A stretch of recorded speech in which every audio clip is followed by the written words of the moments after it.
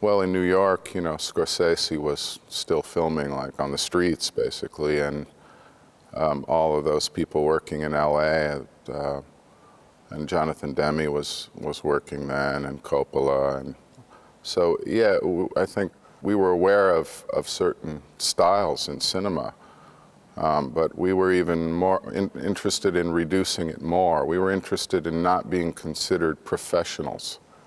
Like, I still consider myself an amateur filmmaker rather than a professional, because professional means you do something for money, for a job, and the root of the word amateur is a love of something. So I still consider myself an amateur filmmaker. And everyone back then, all the musicians, it was about the love of music and rock and roll and expression, not about filling a stadium or getting a big record deal. So it was a kind of vibrant period, and everyone exchanged ideas, and a lot of friends that I made back then are still incredibly influential to me and remain friends, but people, painters, musicians, filmmakers, people working in a lot of different forms. How old were you then? In my mid-20s, early 20s. And you were not thinking about a career, you were just... No, I wasn't, much to my father's regret. Who was always saying, why did you learn to be a lawyer? Why don't you study something real? What is this, the obsession with music and movies, you know? When are you gonna grow up?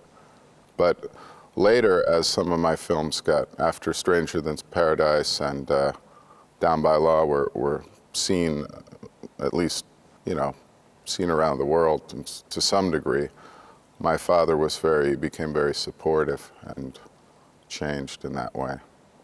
But before that, he was not. You needed something to fall back on. Exactly.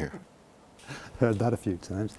And I had a lot of jobs in my life that, you know, didn't last very long. I don't know. So, but they weren't really professional jobs, things like driving a cab or being a moving man or working in a factory or a steel foundry, or I was a welder's apprentice for a while and stuff like that, a lot of industrial jobs. But that was not really what I intended to do for the rest of my life.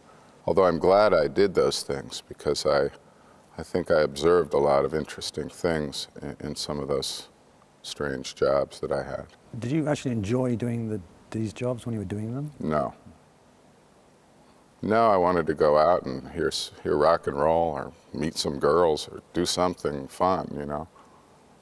I mean, what was your vision of what you wanted to be doing?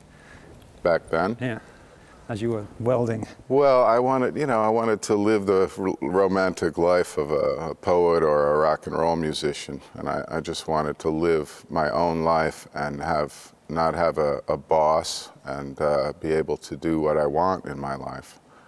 And I basically followed that. I still feel very lucky that I still wake up sometimes thinking, oh man, you know, one of these days I'm going to have to get a real job. But I feel very lucky to make movies.